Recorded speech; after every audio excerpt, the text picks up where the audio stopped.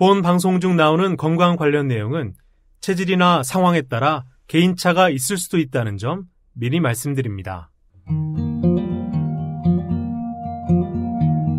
안녕하세요, 청취자 여러분.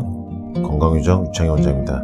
복로장생, 문학작품 속 생로병사의 비밀을 찾아서 오늘은 권여성 작가님의 사랑을 믿다 이어가겠습니다. 지난주까지 읽은 내용 줄거리 말씀드리면요.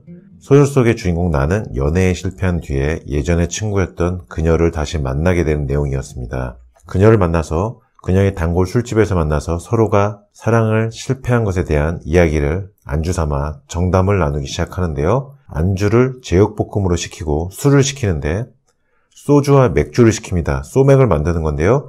이 소맥이 건강에 굉장히 안 좋습니다. 오늘 이 소맥에 대해서 건강학적인 설명을 드리겠습니다. 소맥이 건강에 해로운 결정적 이유를 말씀드리겠습니다. 소맥은 두 종류의 술을 섞었기 때문에 마시는 알코올 양 자체가 일단 늘어납니다. 그리고 결정적인 것은 알코올이 몸에 가장 흡수되기 쉬운 14에서 15도 정도의 도수가 된다는 점입니다. 특히 맥주에 들어있는 탄산 때문에 알코올 흡수가 더욱 빨라집니다. 즉 소맥은 단시간에 알코올 흡수를 늘려서 빨리 취하게 하는 건강에 해로운 술이다라고 보시면 되겠습니다. 술이 건강에 미치는 영향은 종류에 상관없이 마시는 양에 비례한다는 거 꼭 기억하시고요.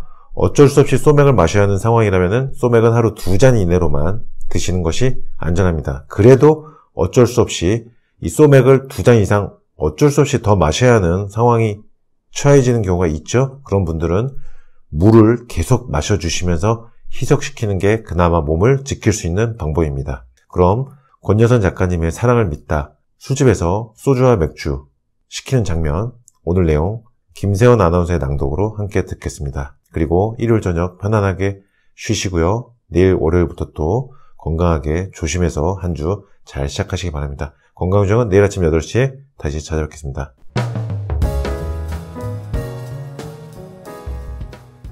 나는 종종 시련의 유대감에 대해 생각한다. 세상에는 내가 떠나든 그들이 떠나든 둘 중 한쪽은 어느 별인가로 떠났으면 좋겠다 싶은 참으로 호감이 가지 않는 인간형들이 있다. 그런데 만일 내가 우연히 그들 중 누군가가 얼마 전에 지독한 시련을 당했다는 사실을 알게 되었다고 하자.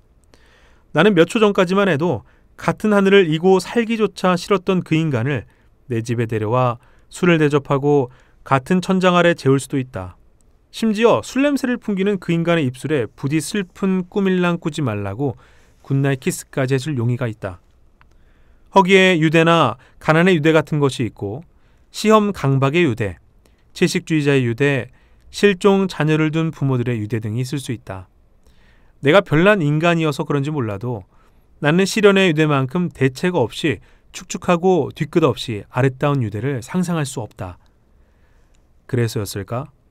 그때 그 기찻간 같은 술집에서 나는 그녀가 술을 시키는 걸 바라보면서 얼굴 한번 본 적 없는 그녀의 친구가 무척 가깝게 느껴졌다.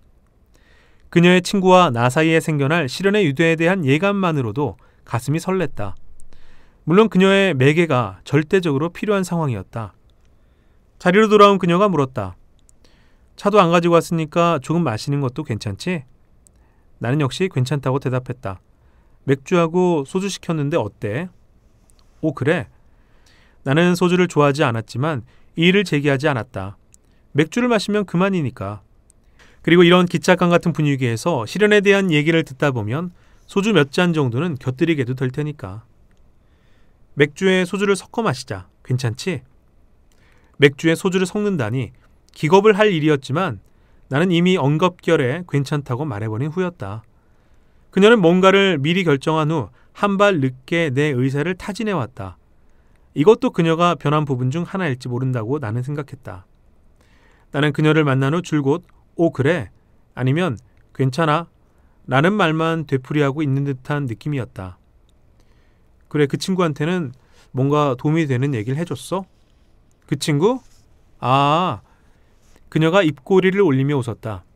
내가 도움이 되고 말고 할 것도 없었어. 왜? 그녀의 친구는 절망적인 기분에 휩싸인 와중에서도 하루 전에 미리 이 술집을 예약해 놓았다고 했다. 그건 충분히 희망이 있다는 증거 아니겠어? 희망? 무슨 희망? 사는데 애착이 있는 한 희망은 있는 거잖아.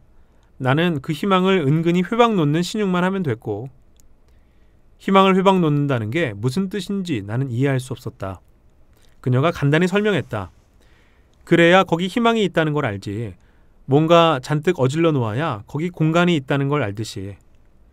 설명을 듣고 나면 더 모를 듯한 느낌이 드는 것. 이 또한 그녀의 희한한 면 중 하나였다. 회방을 놓아야 거기 희망이 있다는 걸 안다니. 뭔가를 잔뜩 어질러 놓아야 거기 공간이 있다는 걸 안다니. 무슨 설명이 이런가?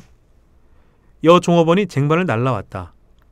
쟁반에 놓인 것들을 흘낏 훑어보던 내 시선이 술병에 고정되었다.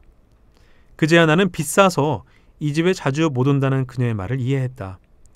그것은 안주에 대한 얘기가 아니라 술에 대한 이야기였다. 국그릇과 반찬 접시들 옆에 맥주 2병과 목에 긴 도자기 병에 든 안동소주 1병이 얌전히 놓여 있었다. 그러니까 그녀는 맥주에 안동소주를 섞자는 거였다. 이 또한 희한했다. 이 집 반찬들은 확실히 납품받지 않은 것들이라고, 직접 아주머니가 장을 봐서 매일 만드는 것들이라고.